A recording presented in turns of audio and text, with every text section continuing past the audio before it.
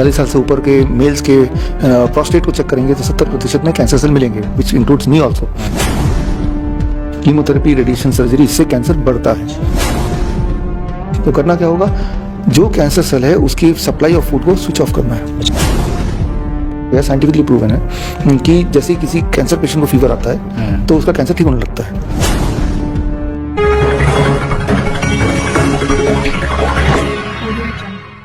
नमस्कार, मैं हूं सुमित आजाद। वैसे तो कैंसर जैसे ये शब्द आता है तो एक तो डर का माहौल, दूसरा इस शब्द को आपने बहुत बार सुना होगा, लेकिन आजकल सोशल मीडिया के माध्यम से या अखबारों के माध्यम से ये बहुत ज़्यादा प्रचलन में है। खासकर जो हमारे पॉपुलर क्रिकेटर थे नवजोत सिंह सिद्धू, उनकी पत्नी, जिनको डॉक्टरों ने बता दिया था कि इनको बचने के 3% चांस हैं, वो भी वो क्योर हो गया।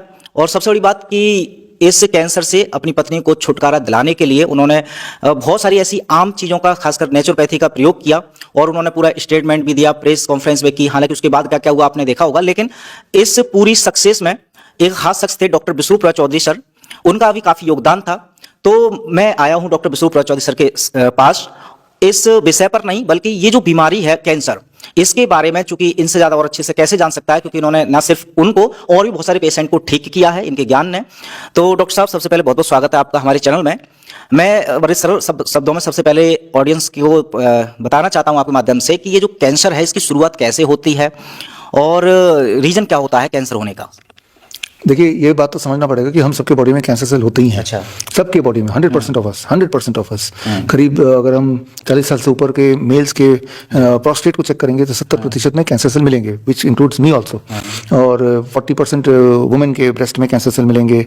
100% ऑफ अस थायराइड में कैंसर सेल मिलेगा। तो कैंसर तो दैट वे, अगर डायग्नोस्टिक की बात करें तो 100% humanity in the world, specially those older than 40 years, we all are technically cancer patient.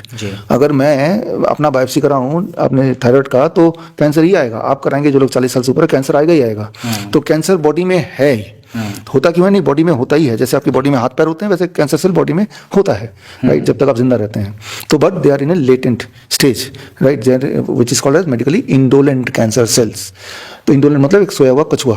एक कछुआ अगर होगा तो वो काफी समय तक एक ही पोज में रहता है, हिलता डुलता नहीं है, कोई डिस्टर्ब नहीं करता, वैसे ही रहता है।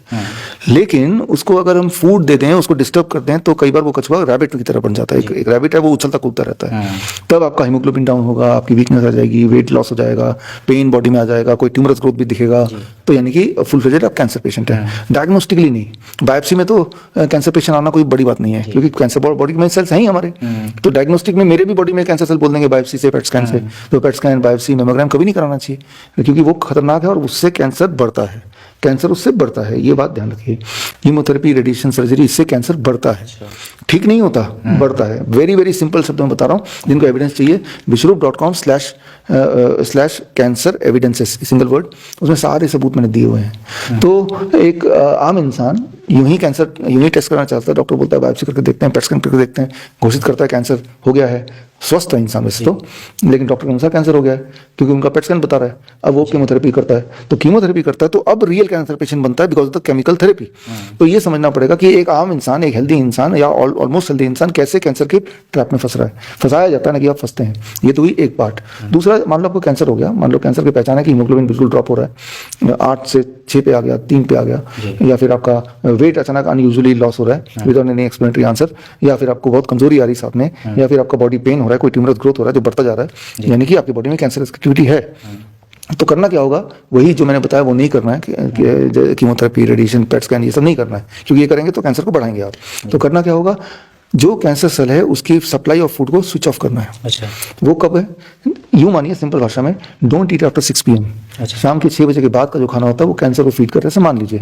तो अब जब सप्लाई बंद कर देंगे तो the cells should die its own death, one.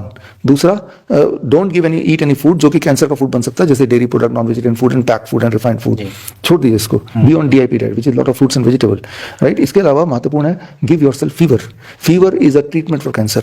ये जमाने से देखा गया, साइंटिफिकली प्रूवन है कि जैसे किसी कैंसर पेशेंट को फीवर आता है तो उसका कैंसर ठीक होने लगता है। तो फीवर कैसे लाएं, कभी तो कुदरती आ जाता है, मलेरिया वगैरह होता है तो डेंगू होता है, फीवर आ जाता है तो कैंसर ठीक होने लगता है। लेकिन फीवर आप आने का वेट ना करके, we call it lower leg hot water immersion. ऐसे जैसे मैं बैठा हूँ, एक बाल्टी लीजिए, 42 डिग्री सेल्सियस पानी, गर्म पानी में दोनों पैर रख दीजिए, आधा घंटा सुबह, आधा घंटा शाम को, आपका बॉडी का टेम्परेचर आधा डिग्री बढ़ जाएगा, राइट। तो जो फीवर आपने क्रिएट किया बॉडी में, fever kills the cancer cell, और फूड सप्लाई जो आपने दिया नहीं, it kills the cancer cell. So कैसे पता चलेगा आपको? आपके सिम्टम ठीक होने लगेंगे, वीकनेस ठीक होने लगेगी, बॉडी वेट वापस आ जाएगा, हीमोग्लोबिन ऊपर जाने लगेगा, पेन कम होने लगेगा, ट्यूमर ग्रोथ कम होने लगेगा, यानी कि कैंसर आपका रिग्रेस कर रहा है। So it is called medically spontaneous cancer regression. याद रखिए, कैंसर जैसे बॉडी बनाती है, जैसे उसका एनवायरमेंट चेंज कर दिया, बॉडी से भागती भी है।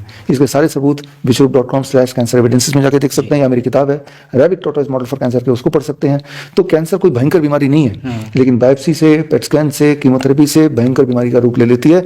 Now it is induced by chemotherapy, तब आप कैंसर पेशेंट बने हैं, ना कि ओरिजिनली आपकी बॉडी में वो सारे सेल्स उतने एक्टिव थे।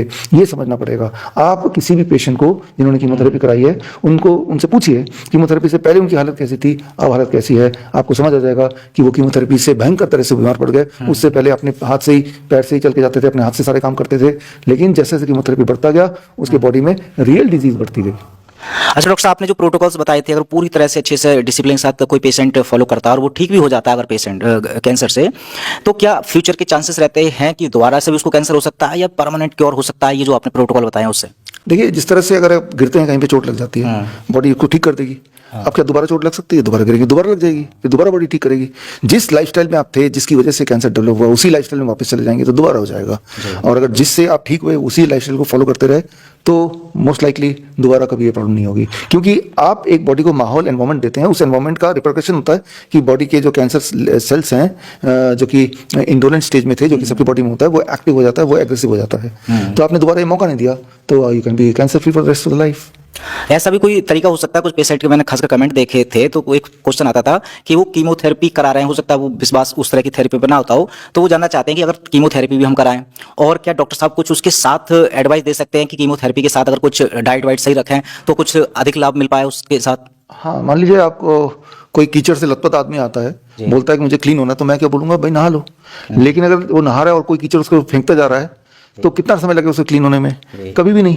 तो एक तरफ तो डाइट से आप क्योर कर रहे हैं और कीमोथेरेपी से अपने आपको कैंसर प्रोड्यूस कर रहे हैं। तो ये वही वाली बात हुई कि वो नहा तो रहे हैं, लेकिन कोई कीचड़ फेंकता जा रहा है। तो आप ये बोलेंगे कि पहले कीचड़ फेंकने वाले आदमी को हटाओ, अब नहाओ। दर्शकों के लिए एक खास मेरा मैसेज, आप इस दोनों चैनल के माध्यम से मेरे वीडियोस आप देख रहे होंगे, नए नए जो टेक्निक्स हैं वो आप सीख रहे होंगे। एक चीज़ करना भूल जाते होंगे कि वो ये है कि सब्सक्राइब करना। सब्सक्राइब कीजिए ताकि जो मेरे नए टेक्निक्स हैं, नए वीडियोस हैं, वो राइट टाइम पे आप तक पहुँचे, सबसे पहले पहुँचे।